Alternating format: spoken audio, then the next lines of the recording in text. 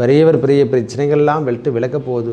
திருமணம் சார்ந்த விஷயத்தில் இருக்கக்கூடிய விசாக நட்சத்திரமாகட்டும், இதுமேல் திருமணம் சார்ந்த பந்தங்கள் ஏற்பட போகுதுங்க. நம்மளுக்கு திருமண உறவுகள் கைகூட போகுது.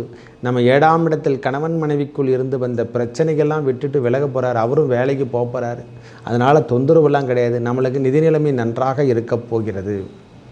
இந்த மாதம் நிதி நிலைமை சார்ந்த விஷயமாகட்டும், வேலை சார்ந்த விஷயத்தில் இருந்து வந்த பிரச்சனைகளாகட்டும், ரொம்ப நாளாக தூக்கி போட்டு நான் வேலையே போகலைங்க, நான் வீட்டில் தான் கிடக்கிறேன், அவங்க கட் பண்ணிகிட்ருப்பாங்க, வேலையை விட்டுட்ருப்பாங்க. நிறைய பேர் கூட இந்த மாதம் 1 மாதம் 2 மாதம் வேலைக்கு போகாதவங்க கூட நான் இனிமேல் வேலைக்கு போகிறேன்ற ஒரு எண்ணங்கள்லாம் உருவாக போகுது.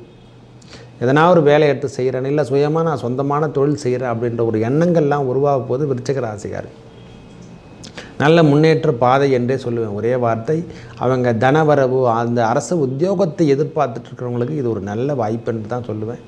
விக்னேஸ்வராய நமக. வெற்றிவேல் முருகனுக்கு அரகரோகராம்.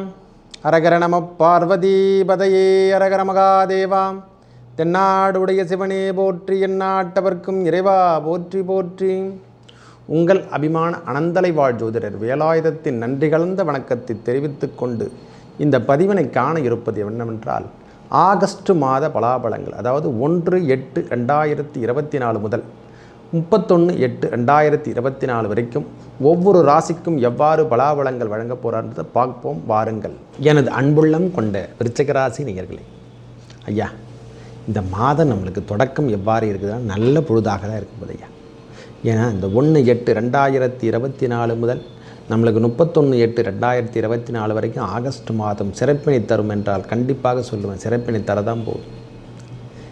விசாகமாகட்டும், ஒரு பாதம் உடைய விசாக நட்சத்திரக்காரர்களாகட்டும், அதுவும் அனுச நட்சத்திரம் என்று சொல்லக்கூடிய 1, 2, 3, 4 பாதங்கள் உடையவர்களாகட்டும், கேட்டையாகட்டும், இனிமேல் உங்கள் வாழ்வில் நல்ல ஒரு முன்னேற்றம் தருமென்றால் கண்டிப்பாக உறுதியாக எடுத்துக்கலாம். ஏன்னா ராசிநாதன் என்று சொல்லக்கூடிய அவர் தான் செவ்வாய் பகவான் 7ஆம் இடத்துல குருவோடு சேர்ந்து ஒன்று போதுங்க. இது ஒன்றே போதும் இந்த மாதத்துக்கு தேவையான அளவுக்கு. ஏன்னா 27ஆம் தேதி வரைக்கும் அவர் அதே இடத்துல தான் 7ஆம் இடத்துல இருந்து உங்கள் வெற்றிக்கான என்னென்னா உடல் உபாதைகள் சற்று இப்போ கண்டிப்பாக இருக்கும். உடல் உபாதைகள் இருக்க தான் செய்யும். வெற்றிக்கான உபஜயஸ்தானத்தில் இருந்து ஆட்சி பெற்று, அதாவது ஆட்சிக்கு இணையானது இந்த குருமங்கள யோகம் பெறுவது ஆட்சிக்கு இணையான அமைப்பு என்று தான் கொடுத்துருக்காங்க. ஒரு மனிதன் ஆட்சி பெறுவதும் குருமங்கள யோகம் பெறுவதும் ராசிநாதனை நேரடியாக ராசியை பார்ப்பதும் நம்ம ராசிக்கு 2ஆம் இடத்தையும் பார்க்கும்போது வேலை சார்ந்த விஷயத்தில் முன்னேற்றம் இல்லாமல் இருந்தவர்களுக்கு இது ஒரு பெரிய முன்னேற்றம் கொடுக்க போகிறது. உறுதியாகவே சொல்லுவேன், இந்த முறை நல்ல முன்னேற்றம். பெரியவங்களுக்கு கொஞ்சம் உடல் உபாதைகள் இருக்க தான் செய்யும். பகவானுடைய பார்வை அந்த மாதிரி சற்று கடக்கத்தை கொடுக்கும்.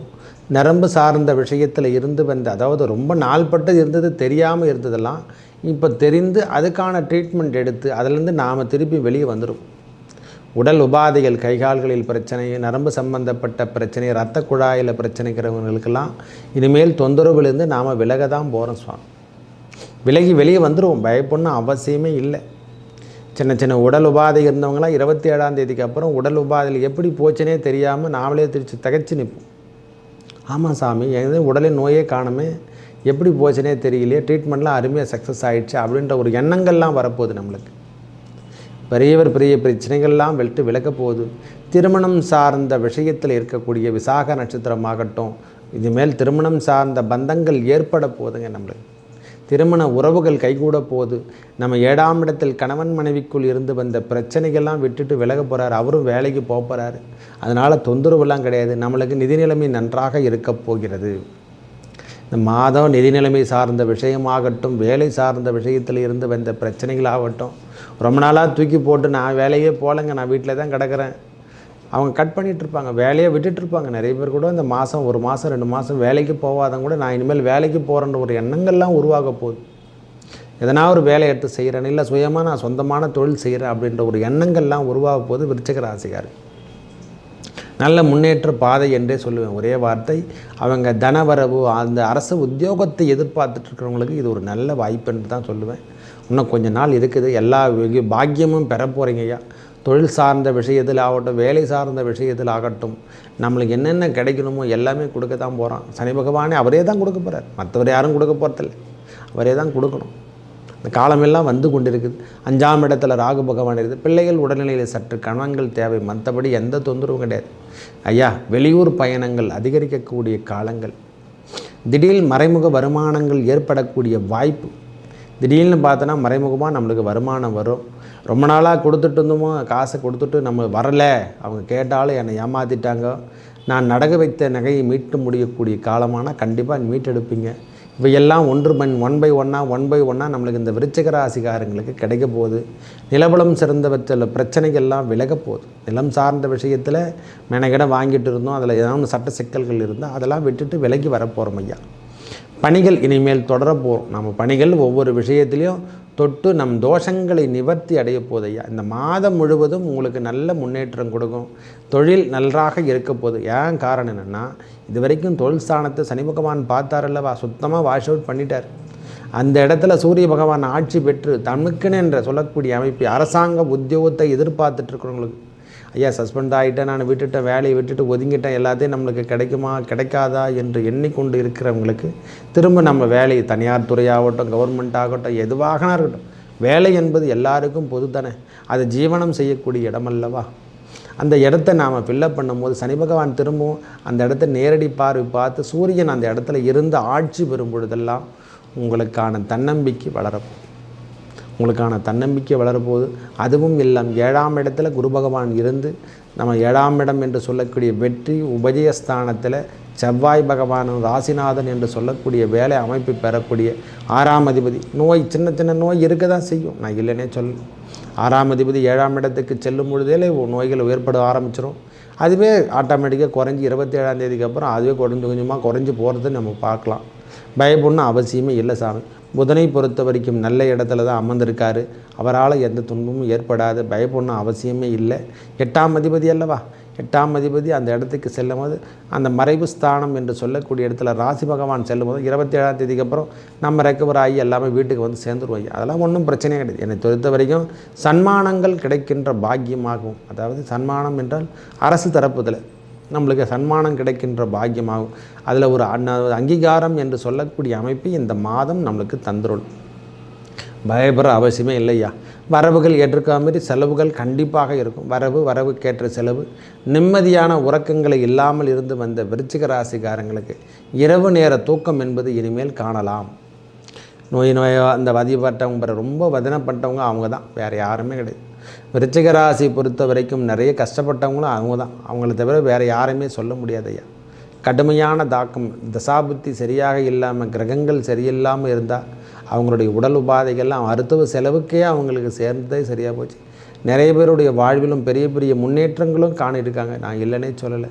நல்ல முன்னேற்ற பாதைக்கு அழைத்து செல்லக்கூடிய காலமாக இந்த காலம் இருக்க போகுது.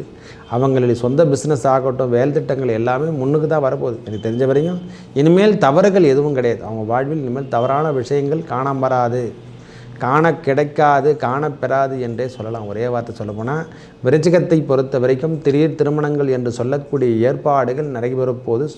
நம்மளுக்கு கேட்டை நட்சத்திரக்காரர்களுக்காகட்டும், அனுச நட்சத்திரமாகட்டும், விசாகம் 4ஆம் பாதம் ஆகட்டும், நல்ல முன்னேற்றம் கிடைக்கும். நல்ல முன்னேற்றம் கண்டிப்பாக கிடைக்க போகுதுங்க. பயப்படணும் அவசியம் இல்லை. திடீர் திருமண வாய்ப்புகள் தேடி வரக்கூடிய காலங்கள்.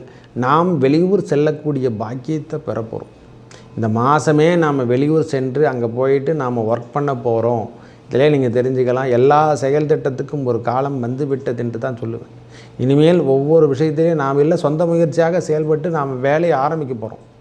இதனால் ஒரு சின்ன பங்க் கடையோ பொட்டி கடையோ நாம் திறந்து பெரிய முன்னேற்றத்தை காணலாம். பயப்படணும் அவசியம் இல்லை. இனிமேல் தன்னலமற்ற சேவைகள் செய்ய போகிறீங்க. அடுத்தவருக்கு உதவி செய்யக்கூடிய காலம் இதோ வந்து விட்டது. இனிமேல் பிரிவினையிலேருந்து நாம் விடுபட போகிறோம். கணவன் மனைவிக்குள் இருந்து வந்து தெய்வ சாயிட்டு நிறைய பேர் பிரச்சனை தான் வெளியே போயிருப்பாங்க. அவங்களுக்கெல்லாம் இது ஒரு முன்னேற்ற பாதை. விருச்சிகத்தை பொறுத்த வரைக்கும் இனிமேல் ஒளிரக்கூடிய காலமே கண்டு இனிமேல் பின்தங்கி போகக்கூடிய காலங்கள் இல்லை என்றே சொல்லுவேன். ஒரே வார்த்தை சொல்லப்போனால் தன்னலமற்ற சேவைகள் நடைபெறப்போடுது. நம்ம வாழ்விலும் நல்ல முன்னேற்றம் காணலாம். மேலும் நல்லதெல்லாம் நடக்க இறைவன் முருகப்பெருமானையும் அந்த குரு பகவான் என்று சொல்லக்கூடிய குரு பகவானையும் வணங்கி வர உங்கள் வாழ்வில் ஏற்பட்ட தனவரவு பிரச்சனையாகட்டும், வேலை சார்ந்த விஷயங்களாகட்டும் எல்லாமே தடையின்றி மணந்து போகிறது. எங்கள் புதன் பகவானும் 8ஆம் அதிபதி தான். மகாவிஷ்ணு வழிபடவும் முருகன் 2 பேருமே காக்கும் கடவுள் தான். கந்தனும் கண்ணனும் காக்கும் கடவுள் அல்லவா. நம் வாழ்விலேயே துன்பங்களை நீக்கி வரக்கூடிய கடவுள் என்றால் அந்த முருகப்பெருமானையே சேரும். நான் வணங்கும் தெய்வம் அந்த முருகப்பெருமான் தான். உன்னை கிருபானந்த வாரியார் குருநாதனாக இருக்க பெற்று நம்ம அதாவது அவரை நினச்சாவே போதும், அந்த வாரியாரை நினச்சாவே போதும். நம் வாழ்வில் ஏற்பட்ட யார் ஒருவர் குருவை நாம் தேர்ந்தெடுக்கிறோமோ அவர் நம்மக்கிட்ட வந்துடுவாராம். குருவை நாம் தேர்ந்தெடுத்து தான் நமக்கு அப்பப்போ ஆலோசனை கொடுக்கறது அவர் தான். அதை நாம் எடுத்துக்கொண்டாலே போதும், நம் வாழ்வில் ஏற்பட்ட துன்பங்கள் விலகி நல்லதே நடக்கும். நன்றி, வணக்கம்.